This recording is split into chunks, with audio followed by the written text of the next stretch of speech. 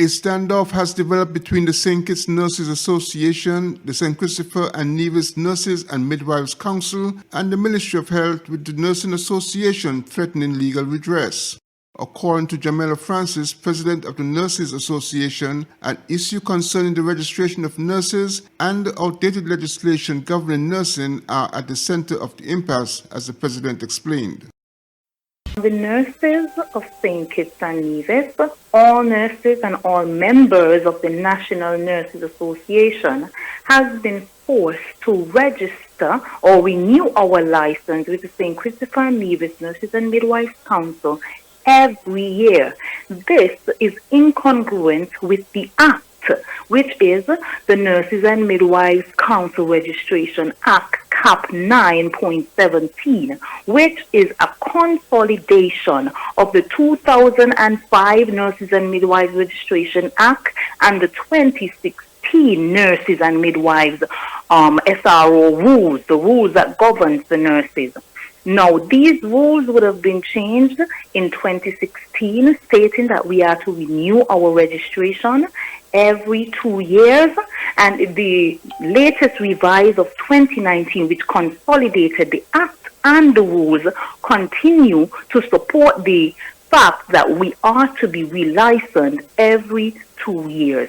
Now, we would have made much attempt to bring awareness to the Ministry of Health, to the Minister of Health, and to the Council in regards to this matter. However, we have not been successful. Now, because all communications have failed, we have had a breakdown in communication between the NGO and the ministry, we as the National Nurses Association has decided to file a lawsuit. We are resolved that we will not stop until we have some sort of clarity and some sort of resolve to this issue. However, Minister of Health Akila Byron Nisbet said the matters go beyond the issue of registration, and until the legislation is changed, the current rules must apply. When things began to settle down last year, I convened a meeting with the council, and I asked of them to please put the Act as priority, because in my conversations with the members of the council, as well as with other nurses, they would tell me that it's not just about the annual registration.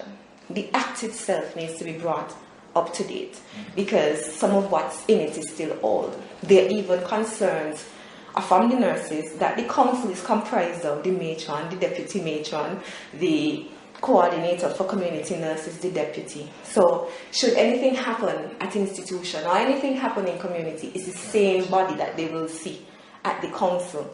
So they were all saying that it would make more sense if we bring in retired nurses and people from the public to sit on that council to hear us out as nursing, so that we can feel as if representation is fair, because the council also deals with matters of discipline, etc., for the nursing body. And I thought that's fair as well. And so there were other issues that were brought up with the Act itself. And so I would have asked them as a council to sit down and review the Act, get as much opinions in terms of things that need to be changed. I even went as far, I printed a copy of the Act for all of them, as well as I received from PAHO. I reached out to PAHO to find out if there's any nursing act that they can use as a guide.